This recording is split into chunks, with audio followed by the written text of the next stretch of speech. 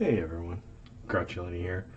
This is my submission for the Mitten Made Lock Sports Lockjaw sponsor appreciation drawing that Lockpicking Hippie is running for Mitten Made. That C Studio is sponsoring. If you haven't checked out Mitten Made, it's a great organization. They are working to help veterans um, get more involved in lock sports uh, or get introduced to it, get more involved. And I think that's a great cause. I think it's a great hobby. I think a lot of people find therapeutic, and it's also a fantastic community. So I think it's great that they're doing that. So in the entry, you need to gut a lock while you're discussing the first time you gutted a lock. Boy, the first time I gutted a lock, I remember that almost like it was yesterday. Of course, it was only a month ago, and I did record it so I could get to watch it whenever I need to. Anyway, it's on my channel, but I can give you the quick synopsis here. It was this lock right here. I just got my orange belt, and I was struggling with green belt locks. I still am. Like I said, it was about a month ago, so working on that. Holidays kind of derailed my efforts a little bit, but I'm going to get back to it. I decided I was going to gut the lock and progressively pin it, starting with 2 pins, building my way up from there. To learn the lock better, I'd seen that recommended by a few people, so that's what I was doing. And now I've currently got 4 of the 5 pins in here. I'm going to go ahead and gut it for this video, and I'm going to put that 5th pin back in there. Not that I've necessarily mastered it with 4 pins, I have not, but we're going to put that 5th pin in there. We're going to work on it and see if I can't make it happen. So anyway, let's see. There's that.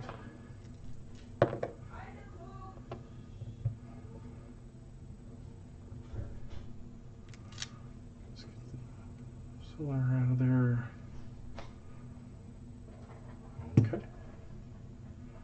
Now, the first time I gutted it, I was having trouble getting this, I think it's called the trap door. I was having trouble getting that out of there. And then once I did that, I completely forgot to take off the C-clip. So in the video you can see me kind of struggling, trying to disassemble, pull the plug out of the body here, and I'm struggling with it because the C-clip is still firmly in place. Then, when I was trying to remove the C-clip, I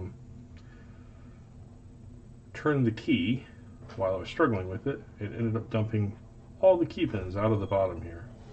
So you hear those kind of tinkle down onto the mat in the video that I made. But let's see if I can avoid doing that this time around. I have actually gutted this a couple times since. I have not fully gutted it, but I've gutted it enough to add those pins back in as I go. As I said, I'm progressively pinning it. It's currently up to 4 pins, so I have been working on it some. Disassembling, I've gotten a little better experience disassembling, but I'm still no expert. So let's see how it goes. Get this C-clip off of here. Being careful this time to not dump the key pins. If you watch the video, you see I dumped all the key pins out. Fortunately, I had the wherewithal to keep my cool and not panic, and just put the key back in and figure out which pin went where, which was a good experience. There we go. There's our C-clip, and we did that without dumping all my pins, so let's go ahead and shim this up.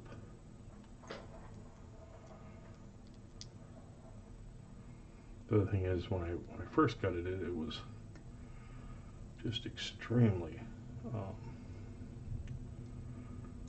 well lubricated from the factory. It's a pretty new lock, and there's a lot of lubrication, and I got all over my fingers and made things a little extra slippery at the time.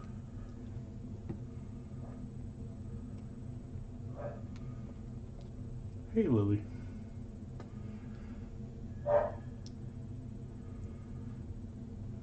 Okay. There we go. So I'm going to open up my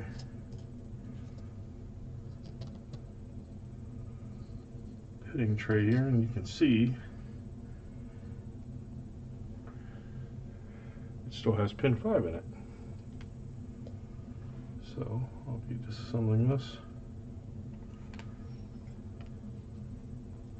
Get all those pins back in there. Lily's going to make herself at home here. Hopefully the dog will not panic her and cause her to run, scattering pins everywhere. That would be just a mild disaster. All right.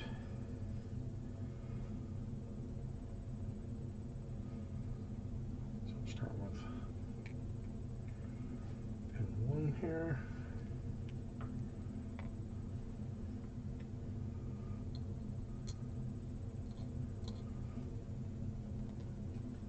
Spring. Don't take interest in these, cat.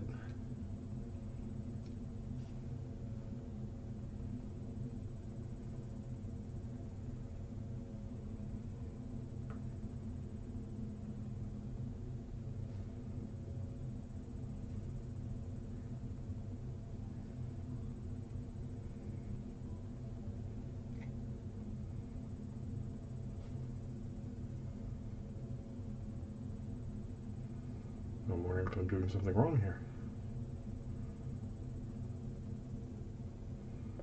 And that should be pin 1.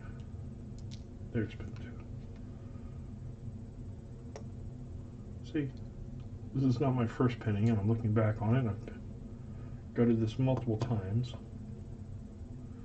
I'm still kind of a noob, so, you know, don't feel bad when you're new and starting out. That just went flying. Thankfully, it didn't go far. But don't feel bad when you're starting out. Everyone starts out, everyone learns. Oops. That's what this is all about. Whenever you're getting into a new hobby, especially something along the lines of lock sport, where there's just so much to learn, so much to know. You know what, that spring is just going to.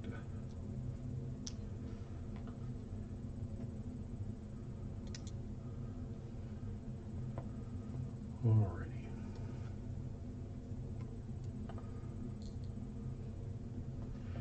So there we go. We got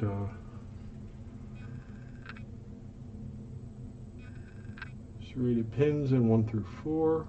We got spools in 5 and 6. The key pins are all serrated. And there you have it. I'm going to reassemble this with all 5 pins here, and then we're going to see if I can get a green belt here in the next few weeks or months. Who knows? It might take me a while. Sometimes it takes a while, but that's all right. I'm in it for the long run. So anyway, that was me gutting this lock, and we're counting the first time I gutted it when I had far more missteps and issues. But that's that. Thanks for sitting in and listening to me talk about this. Thanks to Mitten Maid and C-Stu Do and Lockpicking Hippie for running this contest, and thanks to Lockjaw Manufacturing for sponsoring the prizes for this competition and for just making fantastic products. You can see this is the Lockjaw Manufacturing Belmont mat I have here. They got a brand new Paladin mat that's super spiffy. I had bought this just about a week before the Paladin came out. I don't regret it though. I do love this mat, but I may pick up the Paladin one day. They make great products. They've got some lockpicking kits that I'm eager to get my hands on. They make stickers that are very cool, and they make apparel, hats, and ball caps and stocking caps, and shirts and hoodies. So check them out if you haven't. They're one of the sponsors of Mitten Made. Like I said, Mitten Made is a fantastic organization, and kudos to Lockjaw Manufacturing for sponsoring them. Thanks everyone, and have a good day.